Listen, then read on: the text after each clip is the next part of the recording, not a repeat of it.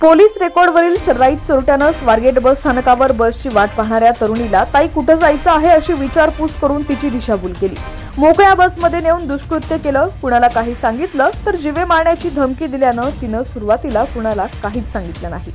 काही वेळानं तिनं एका मित्राला घडलेला प्रकार सांगितला, त्यानं तिला पोलिसांकडे जाण्यास सांगितलं। नंतर हा संपूर्ण घडलेला प्रकार समोर आला। पोलिसांनी दिलेल्या माहितीनुसार पीडित तरुणी फलटणची असून पुण्यात नोकरीनिमित्त स्थायिक झाली।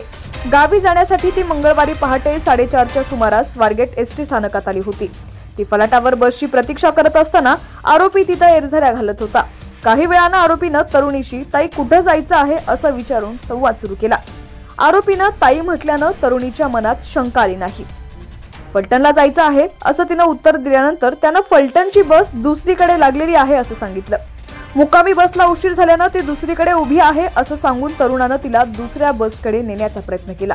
त्या बस जवळ गेल्यावर आत अंधार असल्यानं तरुणीनं शंका उपस्थित केली। त्यावर बसला उशीर झाल्यानं प्रवासी झोपलेले आहेत असं आरोपीने सांगितलं।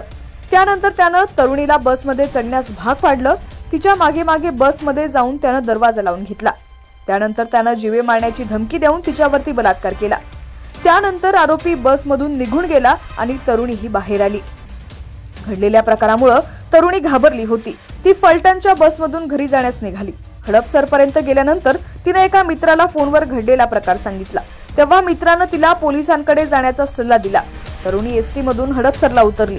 तिथून सकाळी 9:30 ते 10च्या दरम्यान स्वारगेट बस स्थानकात आली। स्वारगेट इथं अत्याचारानंतर तरुणी घाबरलेली होती। घटनास्थळावर तिने एका व्यक्तीला हा माझ्याशी वाईट वागला असं आरोपीकडे बोट करून सांगितलं होतं। तेव्हा त्या व्यक्तीनं अशा प्रकारचे वाईट लोक असतात, तू घरी निघून जा असं सांगितलं। तरुणीनं संबंधिताला अत्याचाराचा प्रकार सांगितला नाही आणि त्यानं देखील विचारपूस केली नाही, अन्यथा त्याच वेळी घटना समोर आली असती।